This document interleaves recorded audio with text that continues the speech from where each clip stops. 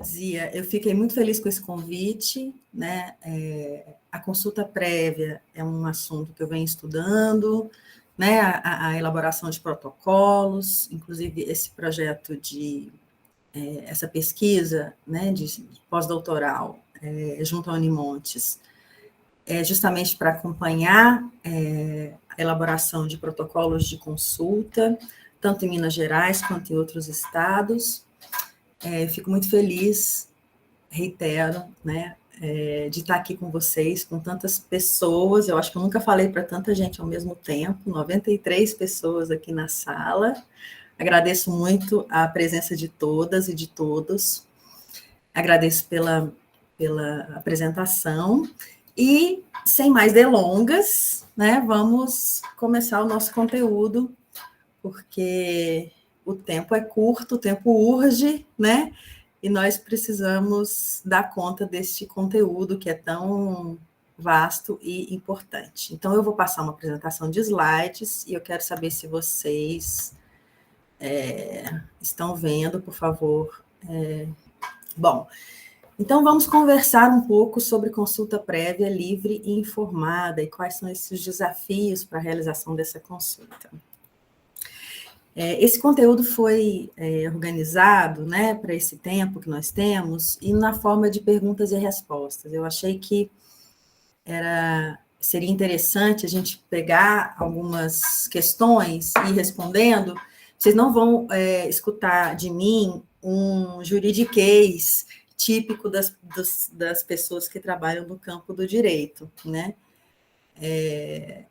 A proposta não é essa, a proposta é que seja um conteúdo com uma linguagem acessível, né, e que todas as pessoas possam compreender facilmente.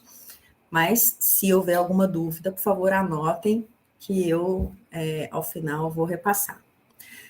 O que a gente vai ver a consulta prévia como um direito de participação.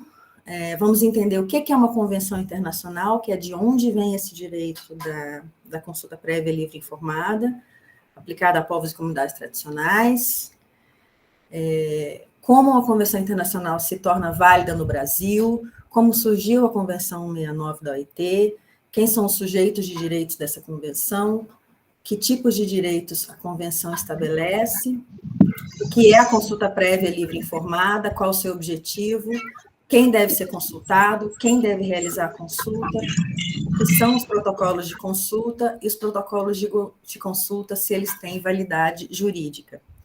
Pode haver outras questões, né, que vocês vão colocar no debate e no final a gente vai discutir. Bom, a primeira coisa a pensar é que o direito à consulta prévia, livre e informada, ele está dentro de uma categoria de direitos de participação, né? E o direito à participação, os direitos de participação são direitos instrumentais, são direitos meio.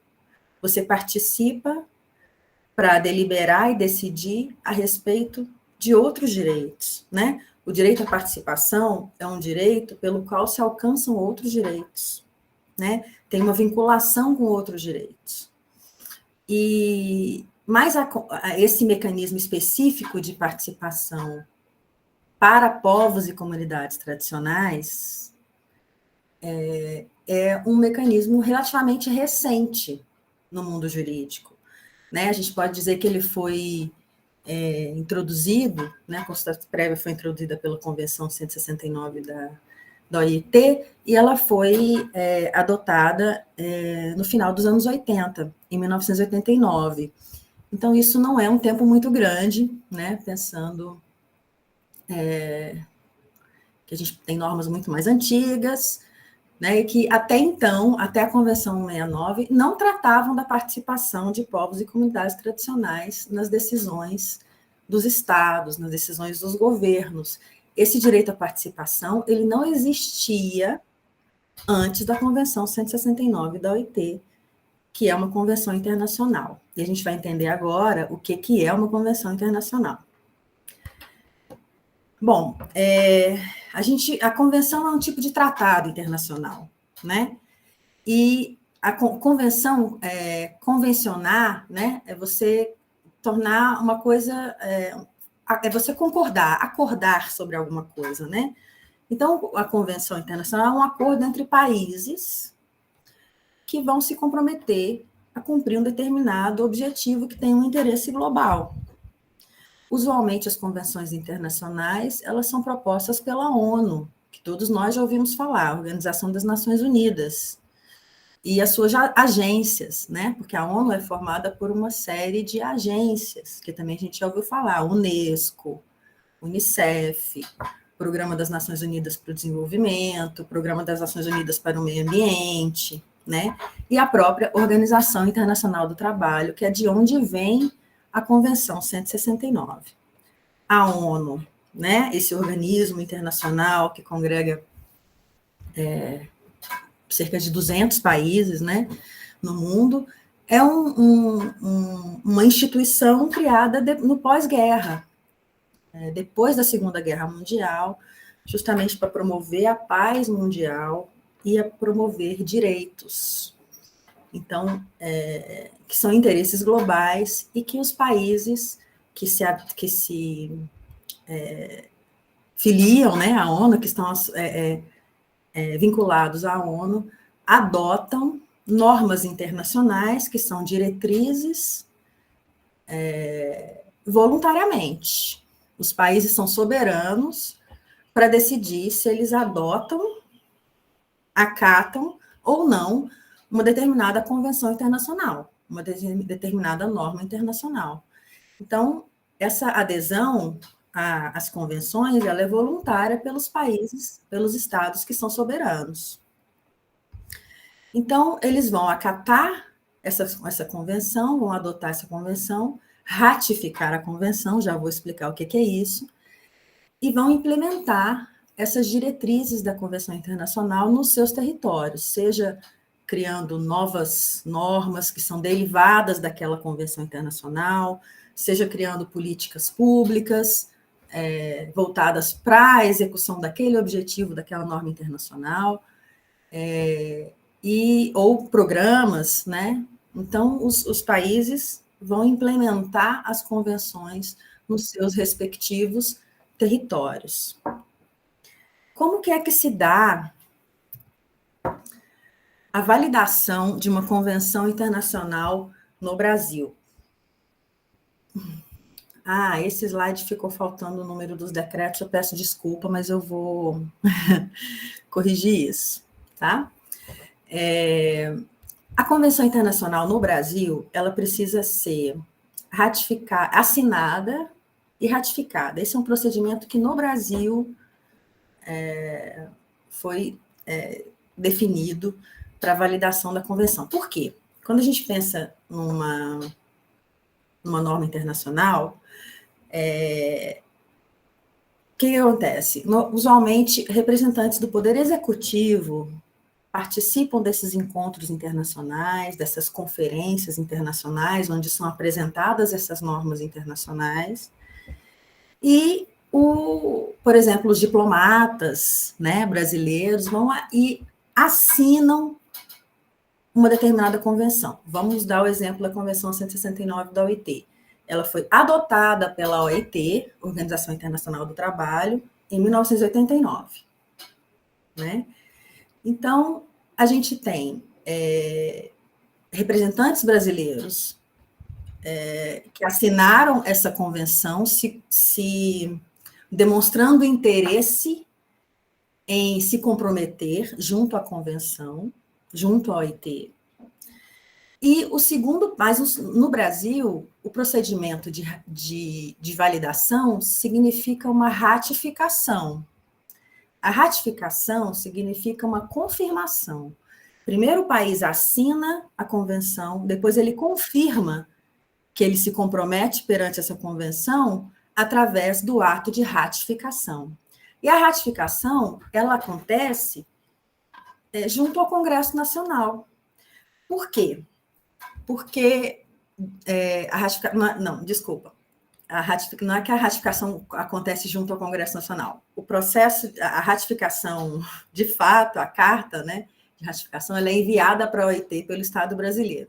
Mas antes disso tem que haver um procedimento de apreciação dessa norma internacional pelo Congresso Nacional. Tem que ter um decreto legislativo, né, que vai dizer que a norma, aquela convenção internacional foi ratificada pelo Brasil, foi confirmada pelo Brasil, ou seja, o Brasil se compromete a cumprir aquelas diretrizes, né? Lembrando que é um compromisso voluntário, tá? E a ratificação precisa passar pelo Congresso, porque é o Congresso Nacional, o poder estatal, né, o poder do Estado, que deve fazer normas, que produz leis, daí o nome, né? Ele é um poder legislativo. Então, o poder executivo, ele também edita algumas normas, né? Por exemplo, os decretos. Mas a função precípua dele, a função principal dele não é legislar, né? É executar políticas, executar programas. E o Congresso, então, tem que apreciar esse texto, né? Tem que avaliar esse texto, aprovar ou não aquele texto, que é uma norma internacional que veio de outro lugar, né?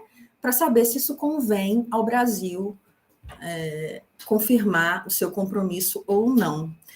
A ratificação da OIT demorou muito tempo e ela suscitou vários questionamentos em razão dos direitos que a Convenção 169 atribui, né, com relação a território, com relação à autoatribuição da identidade. Tudo isso foi muito questionado pelos parlamentares à época, que questionaram, inclusive, direitos territoriais, né, dos povos, mas ela foi ratificada, finalmente, em 2002, pelo decreto, porque eu não coloquei aí, porque eu precisava consultar, acho que é 5051 de 2004, e depois foi substituído por um decreto em 2022.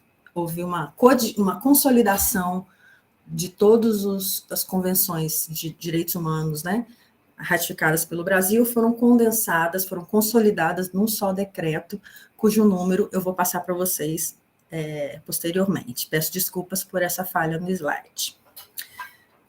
Bom, uma outra questão interessante, mas é mais jurídica, assim, técnica, né, mas que acaba tendo uma repercussão prática, qual é a posição das convenções internacionais de direitos humanos que são ratificadas pelo Brasil, a exemplo da Convenção 169 da OIT, qual é a posição dela hierárquica no mundo jurídico, no nosso sistema jurídico, né?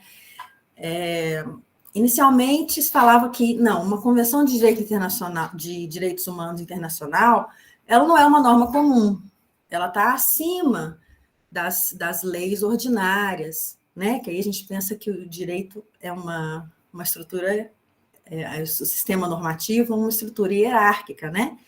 Que a gente tem aí a Constituição, nossa Constituição Federal, no topo dessa hierarquia. Todas as normas do Brasil devem estar em concordância com as diretrizes constitucionais, né? Às vezes não estão, e aí é questionada a constitucionalidade de uma lei ou de um decreto, né? Isso é avaliado pelo Supremo Tribunal Federal, que é o guardião da Constituição. Então, há um entendimento de que que a Convenção Internacional de Direitos Humanos, ela não é uma norma comum, né? Que ela estaria acima da norma ordinária, da lei ordinária, e abaixo da Constituição. Essa é uma visão. E a outra visão, de alguns outros juristas aos quais eu me filio, né, é que as convenções internacionais de direitos humanos, elas fazem parte, elas adquirem um status, uma hierarquia constitucional. É como se elas estivessem na mesma posição hierárquica no sistema jurídico da Constituição Federal, que está no topo. Então, isso em termos técnicos faz uma diferença. Mas agora, para nós, não vai fazer muita, mas é uma observação interessante.